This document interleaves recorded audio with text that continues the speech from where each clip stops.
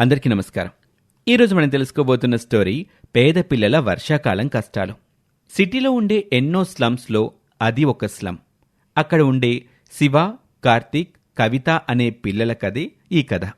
ఆ పిల్లల తల్లిదండ్రులు ఇదే సిటీలో చిన్న చిన్న పనులు చేసుకొని రోజువారీ కూలీ డబ్బులతో చిన్న చిన్న నెలసరి జీతాలతో జీవించటానికి అలవాటు పడినవారు. అందుకే తమ పిల్లల్ని ఒక గవర్నమెంట్ స్కూల్లో చదివిస్తూ తమ కష్టాలు తమ పిల్లలు పెద్దవాళ్లయ్యాక పడకూడదని తపనబడుతూ ఉంటారు. ఒకసారి ఆ పిల్లలు ముగ్గురూ కలిసి ఒక దగ్గర కూర్చొని ఒకరితో ఒకరు మాట్లాడుకుంటూ ఉంటారు. ఒరే కార్తీక్, ఈరోజు వాన్లో తడుచుకుంటూ స్కూల్ నుంచి ఇంటికొచ్చేటప్పుడు నా బ్యాగ్ చిరిగిపోయిందిరా. మొత్తం పుస్తకాలన్నీ కింద పడిపోయి ఆ వాన్లో తడిచిపోయాయి.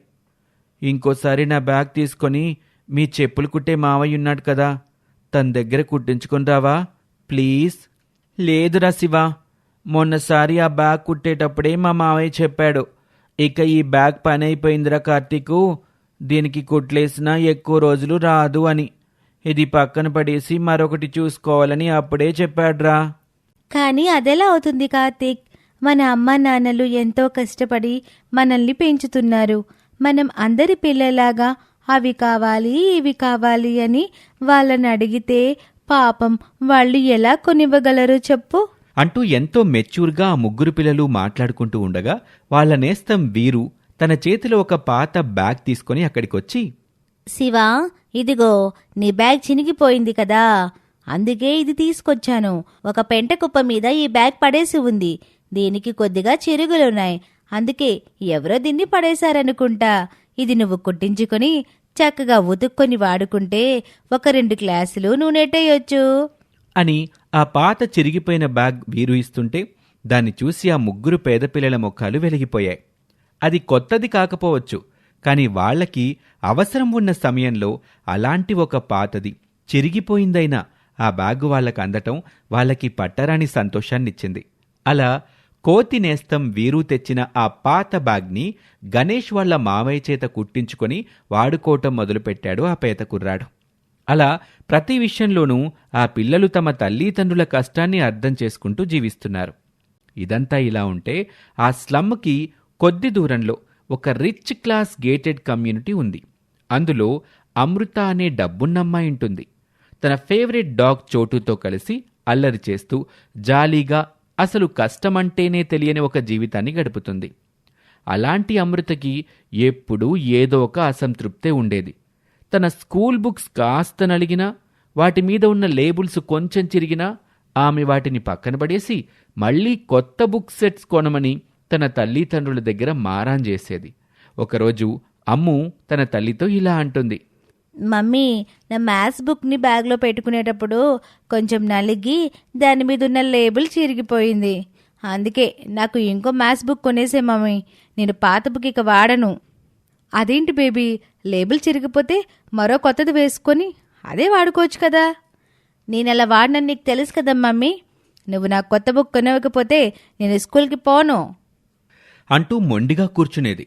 ఈ విధంగా డబ్బు విలాసాల్లో పెరగటం వల్ల అమ్ముకి అసలు కష్టం అంటే ఏంటో తెలిసేది కాదు. ఇలా రోజులు గడుస్తున్నాయి. ఓ వానాకాలంలో పరీక్షల సమయంలో ఒకరోజు స్లంలో ఉన్న ముగ్గురు పిల్లలు కలిసి ఒకే పూరిపాకలో ఉండి రాత్రి చదువుకుంటూ ఉండగా ఒక్కసారిగా బయట కురుస్తున్న వాన పెద్దదైపోయింది. దాంతో పిల్లలు కూర్చున్న చోటని ఆ ఇంటి పైకప్పు నుండి వాన కురవటం మొదలైంది. ఒక్కసారిగా అలా జరగటంతో పిల్లల పుస్తకాలు, బ్యాగ్లు అన్నీ తడిచిపోవటం మొదలుపెట్టాయి. అయ్యయ్యో, మన బుక్స్ మొత్తం తడిచిపోతున్నాయిరా. రేపు స్కూల్కి ఎలా వెళ్ళడం? అసలే రేపు ఎగ్జామ్ ఉంది అంటూ కవిత కంగారు పడుతుంది. ఇంతలో వీరు అక్కడికొచ్చాడు. ఫ్రెండ్స్, బయట వానలో ఒక బ్యాటరీ టాయ్ కారులో ఎవరో రిచ్ అమ్మాయి తన కుక్క ఇద్దరు ఉన్నారు. ఈ వానలో వాళ్ళు స్ట్రక్ అయిపోయారు.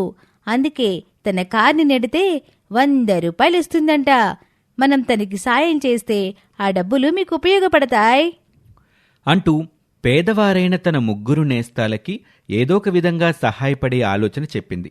అప్పుడు వీరుతో కలిసి ఆ ముగ్గురు స్నేహితులు వానలో తడుస్తూ బయటకు వెళ్లి చూస్తే అక్కడ ఆగిపోయిన టాయ్ కార్ అమృతదే. అది చాలా ఖరీదైన కార్. చిన్నపిల్లలు సరదాగా ఆడుకోవటానికే కారు. తక్కువ దూరాలకి కూడా వెళ్ళగలిగేలా ఉండే చిన్న కార్ అది.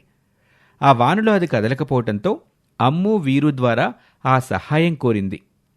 అలా అంత వానలో తడుచుకుంటూ ఆ ముగ్గురు పిల్లలు వెళ్ళేసరికి అమ్ము కారులో కూర్చుని ఉంది. తన కార్ విండో గ్లాస్ కిందికి దించి ఎంతో అహంకారంతో ఇలా అంటుంది. చూడండి, మీకు చెప్పాను కదా 100 రూపీస్ ఇస్తానని. ఇప్పుడు కావాలంటే ఇంకో 100 ఎక్కువ ఇస్తాను. నేను మాత్రం నా టాయ్ కార్లో నుండి కిందకి దిగను. నన్ను నా కార్ని మోసుకుని వెళ్ళి ఎక్కువ నీళ్లు లేని ప్లేస్లో దించండి. ఎక్కువ నీళ్లున్న ప్లేస్ అయితే ఈ కార్ బ్యాటరీలోకి నీళ్లు పోయి నా కార్ స్టార్ట్ అవ్వదు. శివ, పదండ్రా, 200 ఇస్తుందంటే కదా, తనకి సహాయం చేద్దాము. తడిచిపోయిన మన పుస్తకాలు సెకండ్ హ్యాండ్లో కొనుక్కోవడానికి ఆ డబ్బులు ఉపయోగపడతాయి కదా అని వాళ్ళలో వాళ్ళు మాట్లాడుకుంటూ ఉండగానే ఒక్కసారిగా వర్షం పెద్దదైపోయింది. దాంతో అన్ని రోడ్లు నీళ్లతో మునిగిపోసాగాయి. అప్పుడు చోటు తన ఫ్రెండ్ అమ్ముతో ఇలా అంటాడు. అమ్మో, చూసావా, బయట వర్షం బాగా ఎక్కువైపోయింది. ఇప్పుడు మనం వెళ్ళామంటే ఆ నీళ్ళల్లో కొట్టుకుపోతాం. చూడండి, ఇక నేను ఈ వాన తగ్గే వరకు ఎక్కడికి వెళ్ళను. కానీ నన్ను నా టాయ్ కార్ని మంచి సేఫ్ ప్లేస్కి తీసుకెళ్ళండి. కావాలంటే మీకు ఇంకో 200 ఎక్కువ ఇస్తాను అంటూ డబ్బున్న హంతో మరోసారి రేటు పెంచింది అమ్ము. దాంతో అసలే పేదరికం, పైగా కష్టకాలంలో ఉన్న ఆ పిల్లలందరూ వీరు సహాయంతో అమ్ము ఉన్న ఆ బరువైన టాయ్ కార్ని ఎంతో కష్టపడి మోసుకొని తమ పూరిపాకలోకి తీసుకెళ్లారు. అక్కడ వాన ఇంత కూడా కారని ఒక చోట్లో డబ్బున్న అమ్ము టాయ్ కార్ని ఉంచారు. ఇక్కడే కాసేపు ఉంటే వర్షం తగ్గిపోతుంది. అప్పుడు నువ్వు వెళ్ళిపోవచ్చు. సరే, మాకు రేపు ఎగ్జామ్ ఉంది, మేము చదువుకోవాలి. మాకు ఇస్తానన్న డబ్బులు ఇస్తే మేము మా పని చూసుకుంటాం అని అనటంతో డబ్బున్న పిల్ల అమ్ము వాళ్ళకి ప్రామిస్ చేసిన డబ్బులిచ్చేసి తన టాయ్ కారులో నుంచి కిందకి దిగి ఆ కారు పక్కనే నుంచొని ఆ ముగ్గురు పేద స్నేహితుల్ని చూస్తుంది. అప్పటికి ఆ ముగ్గురు పేద పిల్లలు తడిచిపోయిన తమ పుస్తకాల్ని చూర్లో నుండి వాననీరు కారని మరో చోటుకి తీసుకెళ్లి కూర్చుని ఆ తడిచిన పుస్తకాలతోటే తమ పరీక్షకి ప్రిపేర్ అవ్వటం చూసిన అమ్ముకి చెప్పుదెబ్బలా తగిలింది. అది సరిపోదన్నట్టు పక్కనే ఉన్న చోటు అమ్ముతో ఇలా అంటాడు. చూసావా అమ్మో, ఈ పేదవాళ్ళకి అసలే బుర్రలే పని చేయవనుకుంటా.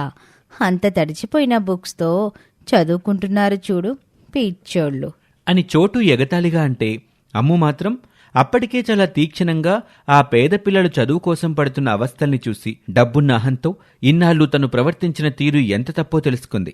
అందుకే తనలో తాను ఇలా అనుకుంటుంది. పాపం, వీళ్ళందరికీ ఉండడానికి సరైన ఇల్లు లేదు. ఇంత వాన కురిస్తే బుక్స్ తడవకుండా పెట్టుకోవడానికి ఏ అవకాశమూ లేదు.